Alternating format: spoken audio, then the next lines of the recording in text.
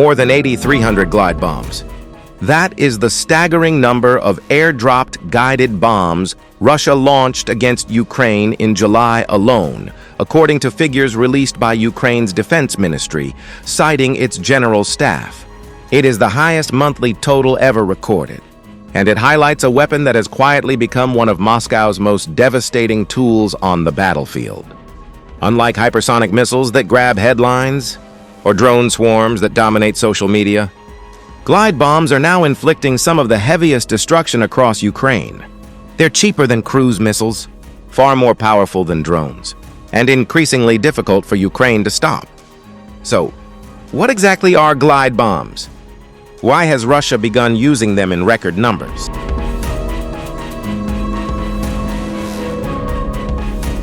What is a glide bomb and why it's deadly? A glide bomb is actually a very old weapon, given a very modern upgrade. Instead of manufacturing expensive new missiles, Russia takes conventional Soviet-era aerial bombs already sitting in its stockpiles and fits them with guidance kits, fold-out wings, satellite navigation, and steering fins.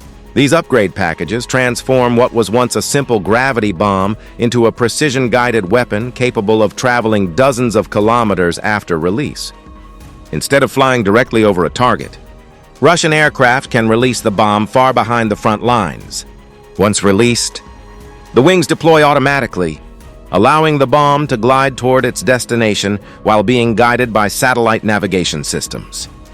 According to Ukrainian officials, Russia commonly uses these weapons from Su-34 fighter bombers operating outside the engagement range of many Ukrainian air defense systems. This significantly reduces the risk to Russian pilots while allowing repeated attacks throughout the day. The real danger isn't only their accuracy, it's their sheer destructive power. Unlike drones, which usually carry warheads weighing only a few kilograms, Russian glide bombs can carry warheads ranging from roughly 300 kilograms to as much as 3 metric tons, according to the report. A direct hit can flatten entire buildings. Apartment blocks collapse. Military bunkers are crushed. Bridges can be rendered unusable. Even fortified underground positions become vulnerable. Ukraine says these bombs are increasingly being used not only against military objectives, but also against densely populated urban areas close to the front lines. Cities such as Sloviansk, Kramatorsk, Kharkiv, and Zaporizhzhia have repeatedly reported casualties following glide bomb attacks. In frontline cities, entire neighborhoods can be devastated long before Russian ground troops even arrive. One reason Russia increasingly favors glide bombs is simple: economics. Modern cruise missiles are among the most expensive weapons in any military arsenal. Long-range attack drones are cheaper, but carry much smaller explosive payloads. Glide bombs sit somewhere in the middle. The bomb itself already exists. Russia only needs to attach relatively inexpensive guidance and wing kits. That allows Moscow to convert thousands of Cold War-era bombs into precision strike weapons at a fraction of the cost of producing new missiles. Military analysts have frequently described this as a highly cost-effective way to maintain sustained bombardment while preserving stocks of more advanced missiles for high-value targets. Perhaps the biggest challenge is that glide bombs are extremely difficult to intercept. Unlike cruise missiles, which fly long distances, glide bombs are released relatively close to the battlefield. The aircraft launching them often never enters the engagement zone of Ukrainian air defense systems. Ukraine's best defense would be to prevent the aircraft from releasing the bombs in the first place. That requires long-range air defense systems, modern fighter aircraft, or missiles capable of reaching Russian bombers before weapon release. According to Ukrainian officials, the country continues to face shortages of interceptor missiles for Patriot air defense systems. Patriots are designed primarily to defeat ballistic missiles, not glide bombs themselves. Once a glide bomb has already been released, the available options become far more limited.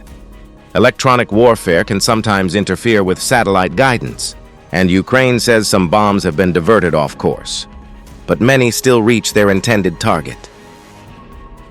The record number of glide bomb attacks comes as both sides expand long-range strikes. Ukraine has intensified drone attacks against Russian oil refineries, military logistics hubs, air bases, and ammunition depots. Russia, meanwhile, continues responding with combined barrages of ballistic missiles, attack drones, cruise missiles, and now thousands of glide bombs. Rather than relying on one weapon alone, Moscow increasingly layers multiple strike systems together, overwhelming Ukrainian air defenses through sheer volume. With over 8,300 glide bombs launched in a single month, according to Ukraine's defense ministry. The weapon has become one of Moscow's preferred tools in its war against Ukraine.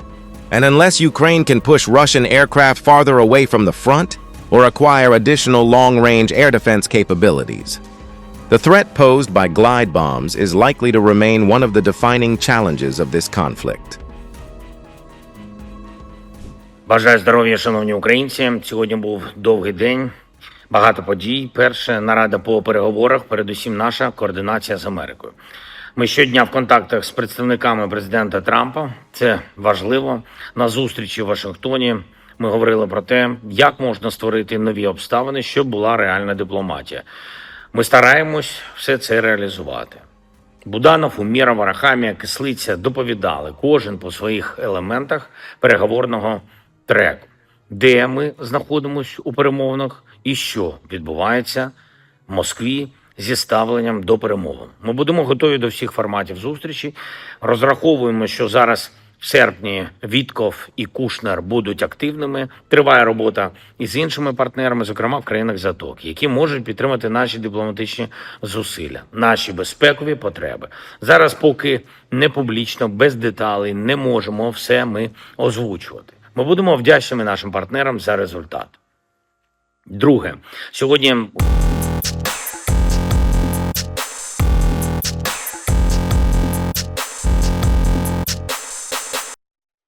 They started with just an idea. The world calls it a startup. They call it a labor of love. Some burned out, some broke through, but every single one had a story worth hearing. This is where founders speak without filters, where investors reveal what they actually look for, where failure is just another chapter. Because no matter where the journey takes you, you're always asking the same question. What next? If you like this video, then like, share and subscribe to Mirror Now.